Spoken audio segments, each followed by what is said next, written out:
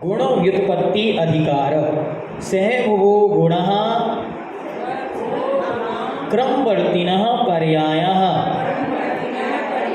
सहभुवो गुणः क्रमवर्तिनः पर्यायः। सहभुव अर्थात साथ साथ होने वाला गुण गुण है, जो हमेशा साथ रहे वो गुण है, जो कभी नहीं छूटता। और क्रमवर्तिनः पर्याया, और जो क्रम से होती हैं, एक के बाद एक होती हैं, वह पर्याय है। ठीक, गुण हमेशा साथ रहता है और पर्याय एक के बाद एक होती है। तो सहभुवो गुणः क्रमवर्तिनः पर्याया। ठीक है, जैसे आपका ज्ञान, हमने कहा कि आशा जी आज आपका ज्ञान हमें दे दो आज के लिए, तो दे सकते क्या? नहीं दे सकते। क्यों नहीं दे सकते? क्योंकि गुण हमेशा साथ में रहता है, अलग नहीं होता। ठीक है, चलिए आगे। अब गुण किसे कहते हैं? तो गुण्यते पृथक् क्रियते द्रव्यम द्रव्याद्यस्ते गुणः।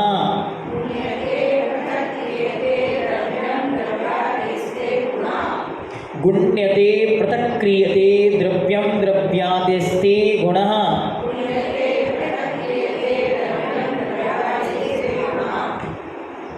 जिनके द्वारा जिनके द्वारा एक द्रव्य दूसरे द्रव्य से पृथक क्रियते, अलग किया जाता है, गुण्यते गुना जाता है, जाना जाता है, उसका नाम गुणा गुण है। जैसे अभी आपको बताया था ना कि जीव अजीव दो द्रव्य या छयों द्रव्य एक साथ मिला दिए जाएं, तो अब इसमें जीव द्रव्य ढूंढना है तो क्या ढूंढोगे? उसका चेतनत्व, ज्ञान की झंडी जहाँ लगी है तुरंत पहचान जाएगा ये जीव है। इस प्रकार जिसमें स्पर्श पाया गया वो कौन है? पुद्गल है। इस प्रकार पकड़ना। ठीक है, इसको कहते हैं गुण। अब एक एक गुण के विषय में बता, सामान्य गुणों को पहले समझा रहे। सामान्य गुण में सबसे पहला गुण है अस्तित्व। अस्तित्व क्या है? तो कहते हैं अस्तित्वस्य भावो अस्तित्वम सद्रूपत्वम सद्रूपत्वम अस्ति, इसके भाव को अर्थात सतरूपपने को अस्तित्व कहते हैं। इनकी डेफिनेशन पेज नंबर 37 पर देखेंगे। जिस शक्ति के निमित्त से द्रव्य का अस्तित्व सदैव कायम रहता है, अर्थात कभी भी उसका अभाव नहीं होता, हमेशा उसका अस्तित्व बना रहता है, कभी भी वह नाश को प्राप्त नहीं होता। कौन? द्रव्य। यही उसका अस्तित्व नाम का गुण है। हर गुण अपना अपना काम करता है, तो अस्तित्व नाम का गुण है वो ये काम करता है कि उसके अस्तित्व को कभी भी मिटने नहीं देता, उसके अस्तित्व को स्थितियों में बना रहता है। लिखने वाले लिखते हैं जैसे लोहे को कितना भी पीटा जाए, अग्नि में डाल दिया जाए, जंग में लगा दिया जाए, फिर भी वो अपना लोहत्व तो नहीं छोड़ता। ऐसे ही जीव को कितना ही मारा जाए, पीटा जाए, उसके साथ नरक निगोद की यातनाएं दी जाएं, निगोद में पटक दिया जाए, तब भी वह अपना चेतनत्व, अपना अस्तित्व नहीं छोड़ता। इसका नाम है अस्तित्वम, अस्तित्व नाम का गुण। इसलिए डरो मत, अग्नि में जल भी जाए फिर भी आत्मा मरता नहीं, क्योंकि उसका यह अस्तित्व है और तद्रूप ही है। जब ये बोध आपको आ जाएगा आध्यात्मिक ग्रंथों के अध्ययन से, फिर आपको किसी भी प्रकार के दुख से, संकट से डर नहीं लगेगा। ये लोग मुनि कैसे बन जाते हैं? आप बताओ, आपको कहा जाए कि शाम का भोजन की व्यवस्था नहीं है, तो आप क्या करोगे? जल्दी से टिफिन बांध के रख लो, ये शाम की नहीं है तो अपन अपना ले चलो। या फिर अगर बाहर का खाने वाला है तो क्या करेगा? पता करेगा भैया वहाँ पे होटल है क्या आसपास, भोजनालय है क्या आसपास, अपनी व्यवस्था से चलेगा। लेकिन निर्गंध दिगंबर मुद्रा धारण करने वालों को देखो आप कि उनके माता पिता को ये भी आज्ञा नहीं है कि तुम्हारा बेटा बाहर जा रहा है जीवन भर के लिए घर छोड़ के, तो उसके शाम के पानी की व्यवस्था कर दो।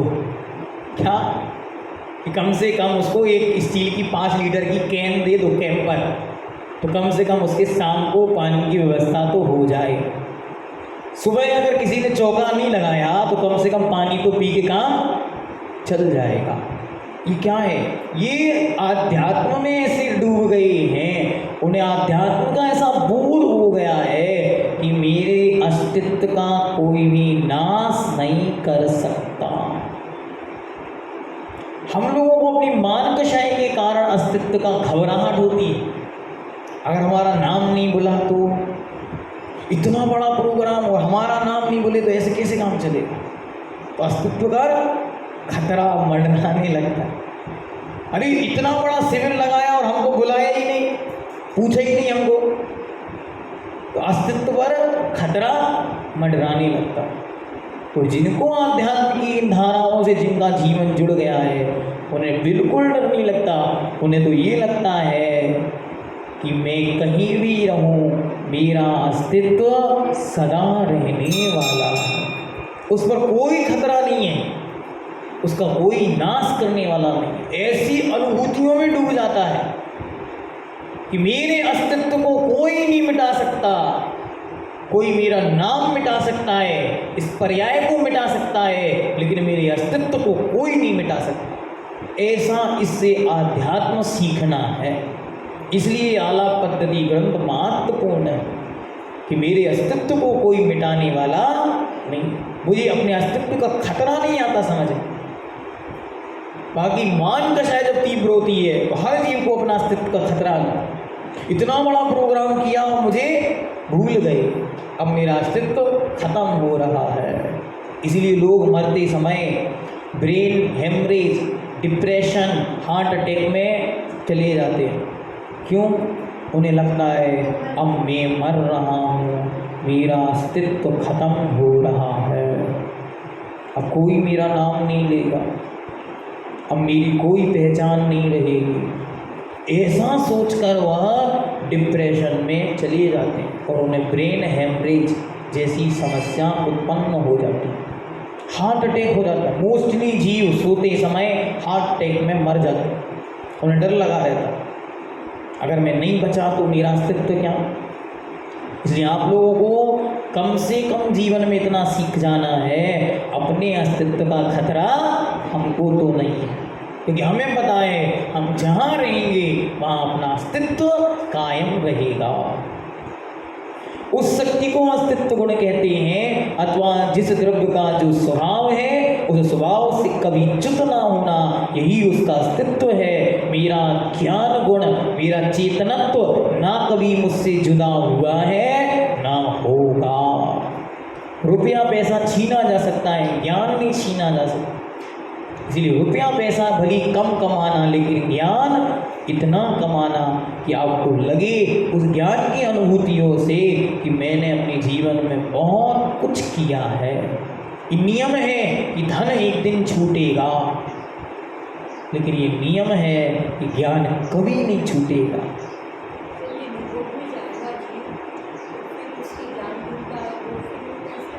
अंतिम आचार्य भगवंत नेमिचंद देव ग्रंथराज जीव कांड में लिखते हैं, निगोद में भी जीव रहे तो लब्ध अक्षर प्रमाण अल्प ज्ञान भी होता है।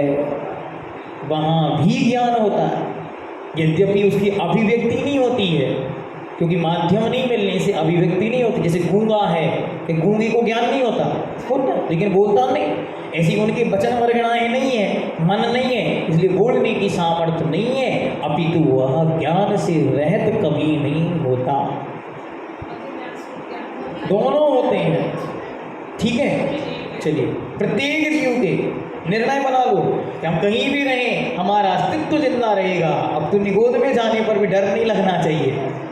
वाओ, ये करो अब कभी निगोद में जाना ही ना पड़े। इसलिए छेड़ाला में यही बताया जा रहा है ये कहानी किनकी है? अपनी है। तो अपनी कहानी का क्या करे?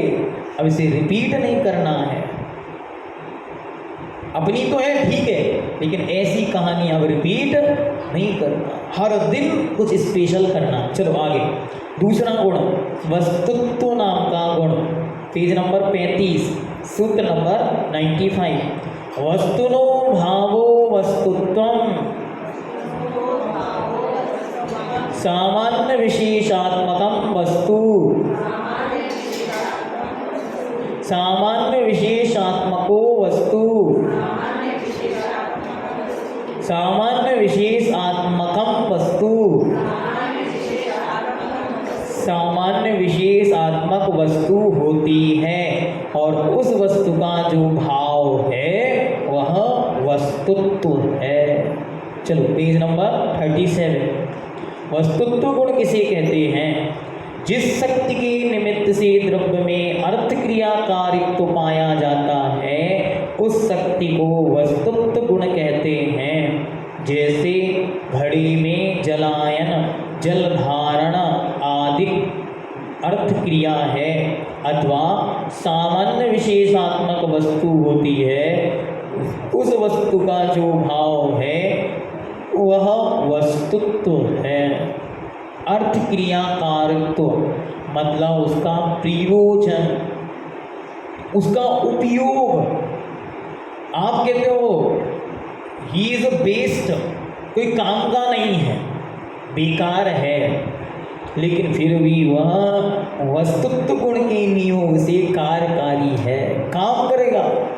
किसी कल हमने कहा था मिट्टी में जल धारण करने की क्षमता है, आपको नहीं आती समझ में, लेकिन कुंभकार को देखते ही समझ में आ रही है कि मिट्टी जल धारण कर सकती है। कब? जब वो घड़ा बनेगी तो वो उस मिट्टी से घड़ा बना देता।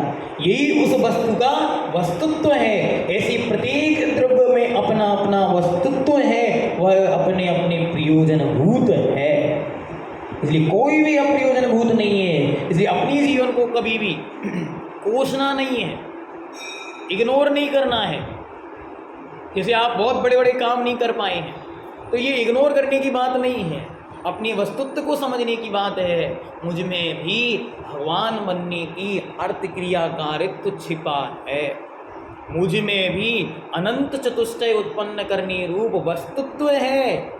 ये मेरा स्वभाव है, ये मुझे आज तक प्राप्त नहीं हुआ क्योंकि मैंने उसके प्रति आज तक अपना भाव नहीं किया। इसलिए अपने वस्तुत्व को समझने से,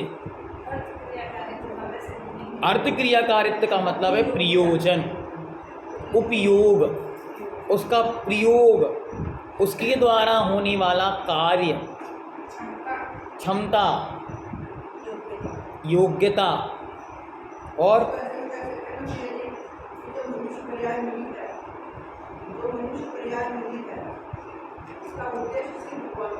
हाँ, हमारी आत्मा का लक्ष्य मुक्ति है। क्या? Set up your goal. हमारा गोल है मुक्ति। अब उस मुक्ति के रास्ता क्या है?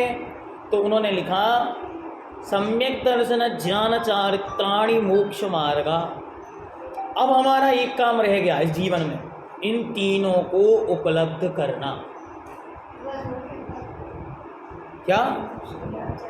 आत्मा का हित क्या है? सुख। हमें हमारी आत्मा का कल्याण करना है। तो आत्मा का कल्याण क्या है? हित, सुख है। और वो सुख कैसा है? निराकुलता। निराकुलता कहाँ नहीं है? मोक्ष। इसलिए क्या करना? पता चल जाए कि सारा बिजनेस डिब्रूगढ़ में है तो क्या करेंगे गुवाहाटी के लोग? डिब्रूगढ़ भागेंगे। तो ऐसे हमें पता चल गया है कि हमारा हित कहाँ है? मोक्ष में है। कहाँ भागेंगे? मोक्ष की ओर। तो हम सब मोक्ष की ओर भाग रहे हैं, ये यात्रा उस ओर चल रही है, लेकिन अभी उस यात्रा की उपलब्धि में बहुत सारी बाधाएं हैं, इसीलिए प्रयासरत है। पूछता है भगवान से, भगवान कैसे प्राप्त करो? तो भगवान कहते हैं सम्यक दर्शन ज्ञान चारित्राणि मोक्ष मार्गा। सम्यक दर्शन, ज्ञान और चारित्र ही मोक्ष का रास्ता है। डिब्रूगढ़ का नाम सुनते ही डिब्रूगढ़ नहीं पहुंच जाओगे, चलना पड़ेगा। तो डिब्रूगढ़ की रास्ता पूछनी पड़ेगी। ऐसे ही मोक्ष नगर यदि जाना है तो मोक्ष नगर को नहीं पकड़ना पड़ता है, मोक्ष के रास्ते को पकड़ना पड़ता है। इसलिए मोक्ष का रास्ता क्या है? सम्यक दर्शन, सम्यक ज्ञान, सम्यक चारित्रा। तो इसमें से तीनों में से जितना हमारा पुरुषार्थ जागृत हम कर पाएँ उतना उसको पकड़ के रखना है। आपने रास्ता छोड़ा, अब आपकी भटकन हुई, कहाँ जाओगे पता नहीं। रास्ता भटके तो पता चले जाना था डिब्रूगढ़, पहुँच गए बरपेटा या बंगई गांव, तो क्या होगा? उल्टे चले गए। किस तरफ जा रहे हो? गलत दिशा में चले। हाँ, गलत दिशा में चले गए, कहीं भी जा सकते। इसलिए आपको निश्चित करना, इस पर्याय का लक्ष्य सुख है, इस पर्याय का लक्ष्य निराकुलता है, इस पर्याय का लक्ष्य मोक्ष प्राप्ति है। प्राप्ति पंचम काल में होती नहीं, इसलिए क्या करना? परम व्रतई पदम दैवम ना व्रतईवत नारकम। इस पर्याय में जब तक हम मोक्ष नहीं जान सकते तब तक के लिए हम व्रतों की शरण में, व्रतों की छाँव में चले जाएं। यही इसका श्रेष्ठतम साधन। चलो आगे, सूत्र नंबर 96। द्रव्य किसे, द्रव्यत्व किसे कहते हैं? द्रव्यस्य भावो द्रव्यत्वम निज निज प्रदेश समूहैक खंड वृत्तया स्वभाव विभाव पर्यायान द्रवती दृश्यति अध्रुवती इति द्रव्यम इति द्रव्यम द्रव्यस्य भावो द्रव्यत्वम निज निज प्रदेश समूहैक खंड वृत्त्या स्वभाव विभाव पर्यायान द्रवती दृश्यति दृश्यति अध्रुवत इति द्रव्यम इति द्रव्यम। देखो एक साथ पढ़ेंगे तो पढ़ेंगे अध्रुवती इति द्रव्यम, और अलग अलग पढ़ेंगे तो अध्रुवत इति द्रव्यम। ठीक, चलो अब बता दें द्रव्य क्या है। पहले कहते हैं निज निज प्रदेश समूहैक खंड वृत्तया, जो अपने अपने प्रदेश समूह के द्वारा अखंडपने से अपने स्वभाव विभाव पर्यायान, स्वभाव और विभाव पर्यायों को द्रवती प्राप्त होता है, दृश्यति प्राप्त हो चुका है, प्राप्त होएगा, और अद्रवती प्राप्त हो चुका है, वह द्रव्य है। और उस द्रव्य का जो भाव है उसका नाम द्रव्यत्व है। एक एक द्रव्य अपने अपने में अखंड वृत्तियां विराजता है। मतलब ध्यान से, यहां हम बैठे हुए हैं तो जो आपको दिख रहा है वो कौन है? पुद्गल। क्या दिख रहा है? उस पुद्गल के अंदर जो विराजमान है वो कौन है? जीव। तो जीव पुद्गल दोनों एक समान एक स्थान पर हैं। मेरी सांसें चल रही हैं, शब्द निकल रहे हैं, ब्लड सर्कुलेशन हो रहा है, ये कौन से द्रव्य का काम है? धर्म द्रव्य। हाँ, चलने का काम धर्म द्रव्य। धर्म द्रव्य रुक जाए तो सांसें रुक जाएंगी। फिर हम यहाँ ठहरे हैं, ये किस द्रव्य का काम? अधर्म द्रव्य का। हमें अवगाह दिया है, स्थान दिया है रहने का, किसने दिया? आकाश। और हमें परिणमन हो रहा है कि नहीं हो रहा? तो काल द्रव्य। तो छयों द्रव्य एक साथ यहाँ विराजमान हैं, फिर भी न जीव पुद्गल में मिला है, न पुद्गल धर्म में मिला है, न धर्म अधर्ममय हुआ है, न धर्म काल में गया है, न आकाश पुद्गल में मिला है। ये सब अखंड वृत्तिया सौशो निज पर्यायान स्वभाव विभाव रूपेण परिणमति, सबकी सब प्रति समय बदल रही है, लेकिन सब अपने आप में है, कोई भी दूसरे में प्रवेश नहीं कर रहा है। कितना गजब का दृश्य है। छहों द्रव्य एक साथ बैठे हैं, लेकिन आज तक कोई एक द्रव्य दूसरे द्रव्य में मिक्स नहीं हुआ है। दूध में पानी मिला हुआ दिख रहा है, लेकिन दूध दूध है, पानी पानी है। ऐसे ही पुद्गल में चेतन मिला दिख रहा है, क्योंकि आज तक हमने कभी भी चेतन से, पुद्गल से भिन्न चेतन देखा नहीं है, इसीलिए हमको समझ में नहीं आता है कि दूध और पानी अलग अलग हैं। हमें दूध और पानी एक दिखाई पड़ रहे हैं, लेकिन दूध दूध है, पानी पानी है। यदि प्रैक्टिकल करना है तो एक बूंद नींबू की डालकर देख लो। एक बूंद पानी नींबू की गिरी, फिटकरी की गिरी, और तत्क्षण ही दोनों अलग अलग हो जाते हैं। ऐसे एक क्षण के लिए भेद विज्ञान की बूंद की नींव की कणी एक क्षण के लिए भी चेतन द्रव्य पर जाकर गिर जाए तो चेतन चेतन हो जाता है, पुद्गल पुद्गल हो जाता है, एक क्षण के लिए। कभी आप छेना बनाओ ना, पनीर बनाओ, तो इसी भेद विज्ञान को लगाओ, देखो क्या भेद विज्ञान है। चेतन चेतन है, पुद्गल पुद्गल है, पानी पानी है, दूध दूध है। अंतर इतना है कि आँखों ने कभी पानी से भिन्न दूध देखा नहीं है।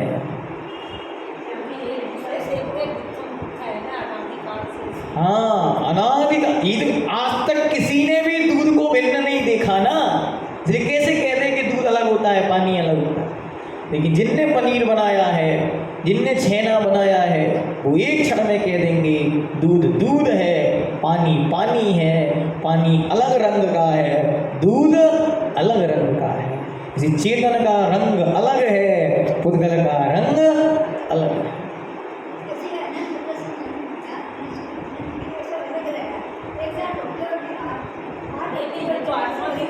आत्मा में ही है, लेकिन सब जुदा जुदा है, एक नहीं करना।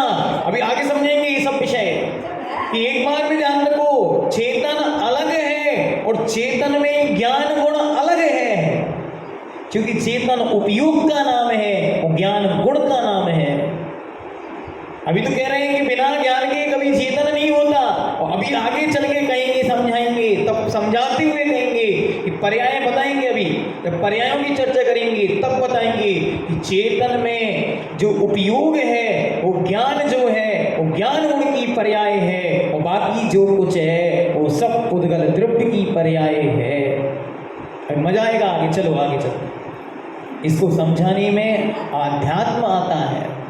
संसार की हर काम करो, लेकिन आध्यात्म दृष्टि हो जाए तो कभी भी संसार में रुलना नहीं पड़ेगा। मैंने हाँ, पर नाश्ता में पराठे मत खिलाना, भैया जी इतना नहीं खा पाते। चलो आगे आगे, अभी इसको करें फिर बात। चलो आगे चलो। भगवान कह रहे हैं, बहुत अच्छे से विषय भूल गए क्या बोलने वाले थे। चलो पराठे में उपयोग चला गया। चलो दादी आगे चलते। चलो पेज नंबर 37, हाँ 38। द्रव्यत्व गुण किसे कहते हैं? जिस शक्ति के निमित्त से द्रव्य कूटस्थ नित्य न होकर सदैव परिणमन करता है। कूटस्थ एक जगह स्थित नहीं है, प्रति समय परिणमित है, क्षण क्षण बदलता है, लेकिन कभी मिटता नहीं है। क्या वृत्ति! इस आध्यात्म को पढ़ के आत्मा आनंदित होती है। क्षण क्षण बदलता है, मिटता नहीं है। क्या हस्ती है हमारी! दुनिया मिटाए, मिटती नहीं है, इतनी शक्ति है। ऐसे ही लोग पहाड़ नहीं चढ़ जाते हैं। जब आचर से चल रहे होते हैं तो किसी ने कहा, हे भगवान, आपके पैर में ऐसा हर्पिस नाम का रोग है, फिर भी आप अमरकंटक का इतना ऊंचा पहाड़ कैसे चढ़ गए?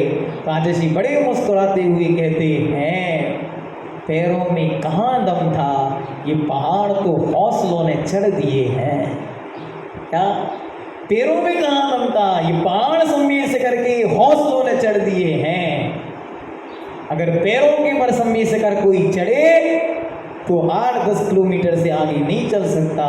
27 किलोमीटर कोई चढ़ता है तो भगवान पार्श्वनाथ की भक्ति के बल पर चढ़ता है। ऐसे जीवन में अध्यात्म कैसे आता है, जब ऐसी वस्तु के स्वभाव का प्रतिपादन उसके अंतरंग में हो जाता है। इसलिए ध्यान से सुनो, किसी ने हमको कहा भैया जी किन्हीं से कुछ त्याग करा के देखो, कुछ छोड़ेंगे या कि नहीं छोड़ेंगे। तो मैंने कहा छोड़ने की जरूरत, छुड़वाने की जरूरत नहीं पड़नी है। वस्तु का बोध जिनको होगा वे स्वयं छोड़ देंगे। जब उनको दिखने लगेगा कि इस आलू में अनंत जीव एक साथ हैं, तो वे अनंत जीवों के प्रति जब करुणा जागेगी फिर वे कभी आलू नहीं बघारेंगे। क्या एक संप्रदाय है वर्तमान में जैन समाज के अंदर, उनके यहाँ कभी आलू आता ही नहीं है। तो हमने सोचा इतने कट्टर कहाँ से होगा कि ये लोग आलू आता ही नहीं है। हमारे यहाँ बच्चों को मार मार के कहोगे आज चतुर्दशी है तो भी नहीं छोड़ते, और घर में छुड़वा दे तो बाहर जाके खा लेगा मार मार के। और उनको सामने जो आलू आ जाए तो वो कहते हैं गंदगी है, क्योंकि उन्हें ये बोध दे दिया गया है कि जैसे तुम जीव हो ऐसे अनंत जीव एक साथ इस आलू में विराजमान है। तो जब भी अपनी तरह उनमें अनंत जीव देखते हैं तो सोचते हैं कि ये भगवान हम असंख्यात में काम चला लेंगे, अनंत का घात नहीं करेंगे, इसलिए उनके बच्चे बच्चे आलू छोड़ देते हैं।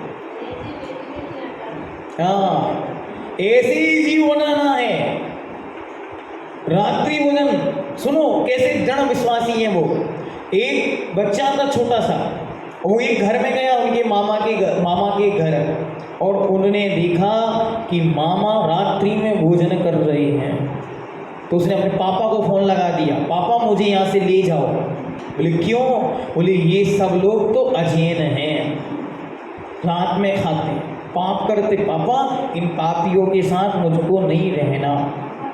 अब उस घर का सिस्टम क्या बन गया कि जब वो बच्चे आएंगे जितने दिन के लिए, उतने दिन तक ना घर में आलू आएंगे, ना प्याज आएगी, ना ही कोई रात्रि में भोजन करेगा। क्योंकि अगर उन बच्चों ने देख लिया तो अगली बार से वो बच्चे घर ही नहीं आएंगे। ये दृढ़ विश्वासी हैं। कब होंगे हमारे घरों में ऐसे बच्चे? करो विचार। ये क्यों नहीं हो पाए? पता है इसका कारण कौन है? इसका कारण है हम सब, क्योंकि हमें ज्ञान का अभाव था। हम लोग तो मात्र जो माता पिता सिखा के गए थे उसको फॉलो कर रहे थे, इसलिए हम आने वालों को सिखा नहीं पाए। क्योंकि हमारे पास वो क्या कहते ना, कम्युनिकेशन की जो पद्धति थी वो नहीं है। इसलिए अब आपको ये सब पढ़ के यही सीखना है। हमको बहुत मज़ा आता है इसको पढ़ने में, बहुत आनंद आता है, अद्भुत आनंद है इसको पढ़ के। एक एक द्रव्य, 6 द्रव्य एक साथ मिलकर भी अलग अलग हैं। इतना आनंद है कि सारा शरीर कष्ट में है फिर भी आत्मा आनंद में है। कैसे आनंद होता होगा? सारा शरीर जल रहा है पांडवों का और भी आनंद में है। किन्हीं को घानी में पेल दिया फिर भी आनंद में है। किन्हीं को मूसर में डाल दिया, किन्हीं के सियालनी खा रही है, किन्हीं के सिंगनी खा रही है, फिर भी आनंद में है। क्योंकि उन्हें पता चल गया है जीव जीव में है, पुद्गल पुद्गल में है, घात पुद्गल का हो रहा है, जीव का नहीं हो रहा है। चलो आगे। कूटस्थ मतलब नित्य, एक जैसा, जो है सो है, ऐसा कोई द्रव्य नहीं है, सब द्रव्य बदल रहा है। हाँ, जिसमें परिणमन नहीं होता वो कूटस्थ कहलाता है। ऐसा कुछ भी नहीं है जो सदा रहने वाला है, सब कुछ प्रति समय बदल रहा है। जो अपने प्रदेश समूह के द्वारा अखंड पने से अपने स्वभाव व विभाव पर्यायों को प्राप्त होता है, होवेगा और हो चुका है। वस्तु के सामान्यपने को द्रव्यत्व कहते हैं, क्योंकि यह सामान्य ही विशेषों को प्राप्त करता है। अगर परिणमन ना हो तो आगे कुछ नहीं होगा, सब कुछ स्थिर हो जाएगा। यहाँ कुछ भी स्थिर नहीं है, सब कुछ बदल रहा है। इसलिए आपको यदि कोई बीमारी हो जाए ना तो कभी उस बीमारी को याद नहीं करना, क्योंकि प्रति समय सब कुछ बदल रहा है, वो बीमारी भी बदल रही है। इसी को विज्ञान में एक बहुत अच्छी तरह से समझाते हुए कहा कि आपका पूरा शरीर कैसा है, सेल्स से बना हुआ है। तो उन्होंने लिखा प्रति समय प्रत्येक सेल परिणमित होता है और हर 7वें दिन आपकी बॉडी कंप्लीटली रिसाइकिल्ड हो जाती है। सच्ची में विश्वास ही नहीं हो रहा, क्योंकि हमें तो जो बीमारी थी, मानो कोई यहाँ पे दाग था, चिट्टा हो गया, कोई फुंसी हो गई, फोड़ा हो गया, तो वो 1 महीने पहले भी था, आज भी, ये बदला क्यों नहीं? क्योंकि पूरी बॉडी चेंज हो गई, लेकिन वो क्यों नहीं बदला? तो उन्होंने लिखा because your thought process, your thinking power stuck it. आपकी सोच ने, आपके चिंतन ने उस फोड़े को वहीं पे जमा के रख दिया है, इसलिए वो जमा हुआ है। बाकी स्थान कई स्थान पर सब बदल चुका है। उस फोड़े में बनने वाली मवाद के सेल्स भी चेंज हो गए हैं, बस आपके दिमाग ने अभी तक ये स्वीकार नहीं किया है कि फोड़ा रिकवर हो सकता है। और जिस दिन आपकी थॉट प्रोसेस उसे पकड़ लेगी, उसी दिन चेंज हो जाएगी। चलो आगे 1-2 सूत्र और पढ़ के फिर छुट्टी करते 5 मिनट में।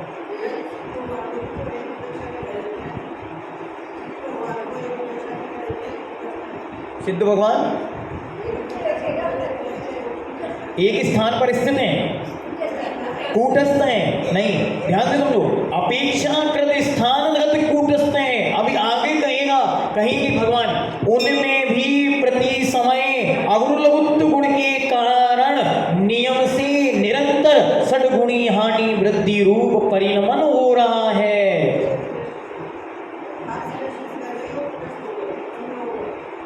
कूटस्थ नित्य अपेक्षाकृत है, मात्र स्थानगत अपेक्षित कूटस्थ हैं, एक जगह पर टिक गए हैं, उनका परिणमन नहीं रुका है। और यहाँ जो कूटस्थ की बात हो रही है, प्रत्येक आत्म प्रदेशों के कूटस्थ की बात हो रही है। भगवान सिद्ध हो गए हैं, शुद्ध हो गए हैं, बुद्ध हैं, नित्य हैं, निरंजन हैं, एकाकार हैं, शरीर रहते हैं, फिर भी आत्मा में परिणमन हो रहा है। और कितना गजब का परिणमन है कि बदलता नहीं है, कभी भी सिद्ध पर्याय बदलती नहीं है। वो सिद्ध हैं, शुद्ध हैं, तो शुद्ध ही रहेंगे, अशुद्ध नहीं होंगे, विभाव में नहीं आएंगे, लेकिन स्वभाव रूप परिणमन प्रति समय होता रहता है। अब कोई कई उदाहरण बताओ। नहीं, तो उसका उदाहरण सिद्धों का उदाहरण सिद्धों जैसा है। सिद्ध भगवान जब मिलेंगे ना, वही से बता पाएंगे, उनका कोई उदाहरण नहीं है। इसलिए लोग पूछे यदि षड्गुणी हानि वृद्धि समझा दो, तो हम उनसे कहते हैं जब हम सिद्ध बनेंगे या अरिहंत बनेंगे तब समझा पाएंगे। उसके पहले दुनिया की कोई ताकत षड्गुणी हानि वृद्धि का उदाहरण बना नहीं सकती। बस किसी चीज़ से उसको कंपेयर कर सकती है, उसको समझा नहीं सकती, क्योंकि वो उनमें ही है, वो किसी और में नहीं है। वो मात्र शुद्ध द्रव्य की पर्याय है, और यहाँ खुद शुद्ध नहीं है, सब अशुद्ध है। इसलिए शुद्ध की चर्चा अशुद्ध के माध्यम से जितनी कर पा रहे हैं उतनी ही हो रही है, उससे ज़्यादा नहीं हो सकती। इसलिए याद रखो, जब श्रीमंदर भगवान मिलेंगे उनसे चर्चा करेंगे। चलो एक सूत्र और पढ़ते। सत्रव लक्षणम सीदति शुकीयान गुणपर्यायान व्यापनोति इति सत उत्पाद व्यय धौमयुक्तम सत। ये आचार्यों का प्रिय सूत्र है। भगवान कुंद देव ने पंचस्तिकाय प्रवचन सार सब में इनका प्रयोग किया। उमा स्वामी भगवान ने प्रयोग किया, तो देवसेन महाराज तो बार बार कर रहे हैं, इसलिए क्योंकि ये ऐसी व्यवस्था है दुनिया में कहीं नहीं है। मर रहा है, जन्म रहा है, फिर भी बना है, मिट रहा है, नया हो रहा है, फिर भी बना हुआ है। क्या गजब की बात। लोग कोई नहीं समझता इसको, सब ये कहते हैं ये तो मूर्ख बना रहे हो आप लोग। एक सोना वही मिट रहा है, वही बन रहा है, फिर भी बना हुआ है। कितनी गजब की बात है। एक जीव मर रहा है, देव बन रहा है, मर रहा है, त्रियंच बन रहा है, फिर भी जीव बना हुआ है। कैसे हो रहा है? यही तो आश्चर्य है। इसलिए तो आचार्य महाराज बार बार इसका प्रयोग कर रहे हैं। सद्रव्य लक्षणम, सत ही द्रव्य का लक्षण है। सीदति स्वकीयान गुण पर्यायान व्यापनोति इति सत, अपने गुणों और पर्यायों को जो व्याप्त होने वाला है वह सत है। अर्थात अपनी गुणों और पर्यायों में ही जो रहने वाला है, ना कभी अपने गुणों से बाहर गया है तो ना कभी अपनी पर्यायों से भिन्न हुआ है। चाहे सिद्ध बन गया है तो शुद्ध पर्यायें हो रही हैं, जो संसार में था अशुद्ध पर्यायें हो रही हैं। जब ऊपर है तो स्वभाव पर्यायें हैं, संसार में है विभाव पर्यायें हैं। पर्यायों से कभी द्रव्य भिन्न नहीं हुआ है। इसलिए स्वकीयान पर्यायान व्यापनोति इति सत, जो अपने ही गुणों और पर्यायों में हमेशा बना हुआ है उसका नाम सत है। और वह सत कैसा है? उत्पाद व्यय धौव्य युक्तम सत, वह उत्पाद व्यय और धौव्य से युक्त है। इति, अब इसी प्रकार यहाँ पर आज 4 गुण हुए, दोपहर में 3 गुण हो गए ना, अस्तित्व, वस्तुत्व और द्रव्यत्व। अब आगे प्रमेयत्व की चर्चा दोपहर में करेंगे। ठीक, अब आगे कल से रिवीजन भी कम कर देंगे जिससे कि विषय आगे बढ़े। बहुत सारा विषय, बहुत मज़ा का विषय। हमको इसको पढ़ाते पढ़ाते इतना आनंद आने लगा है। इस विषय को कितना भी पढ़ाओ, जब हमने पहली बार पढ़ाया तो हम खुद कंफ्यूज थे कि अब क्या बताएं, इसके बाद समझ ही नहीं आता था। और अब इसको पढ़ाते पढ़ाते तीसरी बार हम इसको पढ़ा रहे हैं। पढ़ाते पढ़ाते इतना आनंद आने लगा इस ग्रंथ में कि अब ऐसा लगता है कि इसी पर घंटों प्रवचन करें तो कम है। अभी हम आपको बात इसलिए शॉर्ट में समझाने का प्रयास करें क्योंकि हम घड़ी को देख रहे हैं, क्योंकि अगली क्लास वालों को भी तो आना ना 9 बजे, इसलिए हम आपको शॉर्ट में करने का प्रयास कर रहे हैं। मन तो यह है एक एक गुण को एक एक आत्मा में भर दो, पकड़ के और उनको समझा दो, भैया तुम अस्तित्व वाले हो, तुम वस्तुत्व वाले हो, तुम प्रमेयत्व वाले हो, कहाँ तुम भटक रहे हो। हम कुछ नहीं है, हमारी कोई कीमत नहीं, हमारी कोई वैल्यू नहीं, लोग पूछते ही नहीं, जहाँ जाओ वहाँ ठोकरे खा रहे हैं। और भगवान कह रहे हैं तुम्हारे पास कितनी शक्तियाँ हैं, तुम शक्तियों के लिए को समझ जाओ, तुम खुद भगवान हो। ऐसी शक्ति अभी आगे और इसके विषय में विस्तार करेंगे। जिनवाणी के ज्ञान दे सूझे लोकालो, सुवाणी मस्तक नमो शना रे कहूँ दो। सभी को जय जिनेन्द्र, सभी 9 वाट मोकार मंत्र पढ़ेंगे।